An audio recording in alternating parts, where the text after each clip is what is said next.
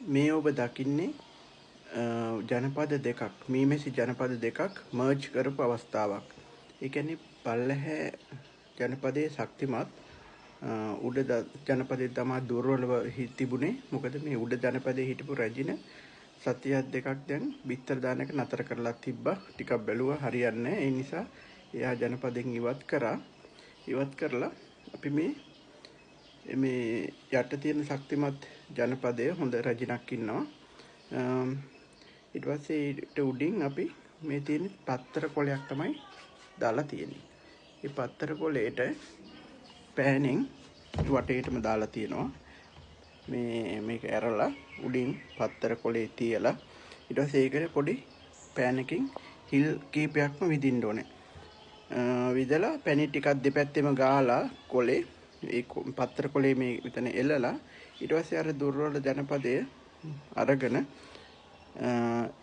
යට ලෑල්ල අඩිය ලෑල්ල වෙනුවට අඩිය ලෑල්ල මුකුත් නැහැ සම්පූර්ණ මෙතන සීල් වෙන විදියට ඒ පෙට්ටිය මේ පත්තර කොළ උඩින් තියෙනවා. ඒ තිබ්බහම ඒ පත්තර කොළේ තියලා මම ඇත්තටම උඩට මෙයාලට කෑමක් දුන්නා. මේ කෑම කියන්නේ සීනි පැණි.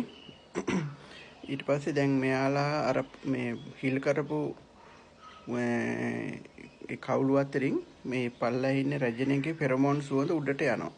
උඩට ගිහිල්ලා රෑ මං ඊ හවස තිබ්බේ රෑ එළි වෙනකොට එයාලා ඒ සුවඳට ටික උඩය හුරු වෙනවා. හුරු වෙලා එයාලත් උඩ ඒ කියන්නේ පල්ලෙහා ජනපදයේව පිළිගන්න එයාලා සූදානම් වෙනවා. ඊට පස්සේ එයාලා මේ ඒ අර හිල් පත්තර කපාගෙන ඔක්කොම ටික පල්ලෙහාට බහිනවා. බහැලා එයාලා තනි ජනපදයක් බවට පත් වෙනවා.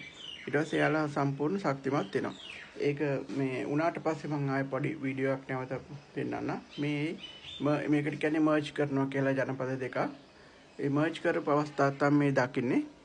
ඊට පස්සේ තව දවසක් විතර වගේ තියලා මෙයාලා සම්පූර්ණ මේ හුරු වුණාට පස්සේ උඩ පෙට්ටියේ තියෙන බදත් ඇතුළට යට පෙට්ටියට දාලා ඔක්කොම එක ජනපදයක් බවට පත් කරනවා.